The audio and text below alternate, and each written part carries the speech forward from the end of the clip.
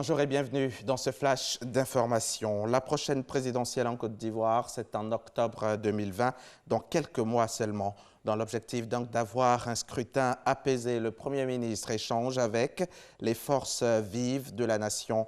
Hier vendredi, Amadou Gon Coulibaly a reçu quelques membres de la société civile. Le reportage d'Éric Goré. Dans 9 mois va se tenir en Côte d'Ivoire l'élection présidentielle. C'est pour avoir des élections apaisées et crédibles que le président de la République, Alassane Ouattara, a instruit le Premier ministre afin d'ouvrir un dialogue avec les forces vives de la nation. Après les partis politiques, c'est au tour de la société civile. Avant de démarrer les échanges, le Premier ministre Amadou Gon Coulibaly a tenu à sacrifier à la tradition en cette nouvelle année. À chacun et à chacune de vous, tous mes voeux de santé, de prospérité, de bonheur, ainsi que de succès dans tout ce que vous entreprendrez au cours de l'année 2020. Amadou Gon Coulibaly a évoqué les efforts du gouvernement pour la cohésion sociale. Il a aussi demandé aux acteurs de la société civile de jouer pleinement leur partition.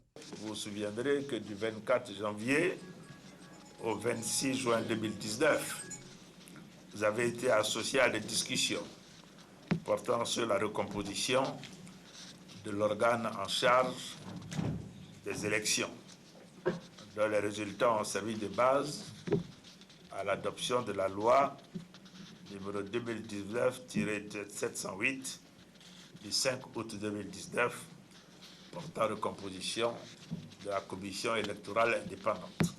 Je me trouve devant vous ce matin pour vous annoncer officiellement la reprise du dialogue politique, et ceci conformément aux instructions données par le président de la République lors de son message à la nation le 31 décembre 2019. En effet, votre proximité avec les populations et vos multiples actions en leur faveur sur toute l'étendue du territoire national font de vous des acteurs incontournables de la vie de la nation et donc des partenaires naturels et privilégiés donc de l'État. La deuxième phase du dialogue politique est ainsi lancée solennellement à partir de cet instant. Vous l'avez compris, la contrainte majeure cette fois-ci sera assurément celle du calendrier. En effet, contrairement à la première phase qui a duré environ 6 mois, la présidente devra tenir dans un délai qui ne devrait pas excéder 1 mois. Au thème de cette rencontre, les membres de la société civile repartent satisfaits. Nous voulons faire de sorte que nous puissions pacifier l'environnement préélectoral. Il faut que la société civile se déploie sur l'ensemble du territoire national pour sensibiliser les familles des jeunes pour des élections apaisées, crédibles également. Une fois les élections terminées, il faut faire en sorte que celui qui est considéré comme le vainqueur puisse avoir l'humilité, n'est-ce pas, de tendre la main à ceux qui n'ont pas été retenus.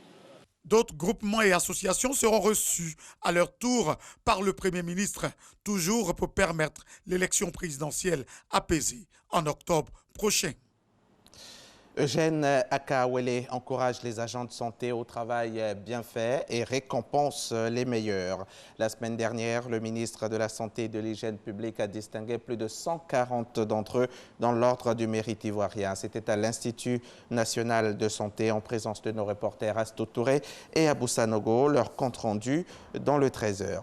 Hier vendredi 10 janvier à Bamako s'est tenue une manifestation qui a demandé le départ des troupes militaires étrangères du territoire malien. À l'appel d'associations et de partis politiques notamment, les manifestants se sont regroupés devant le monument de l'indépendance de Bamako. De nombreux drapeaux maliens étaient visibles. Des responsables de la société civile et de la classe politique malienne étaient également présents. Médina est désormais sous contrôle des FARDC. L'armée gouvernementale démocratique de la RDC donc a annoncé avoir investi jeudi 9 janvier au soir ce qui est considéré comme le grand bastion des rebelles ADF qui crée le désarroi dans la région de Béni au nord Kivu. Il aura fallu 10 jours de combat intense pour déloger les ADF de Médina que ces derniers occupaient depuis plus de 20 ans. C'est à partir de cette base arrière que des attaques étaient planifiées.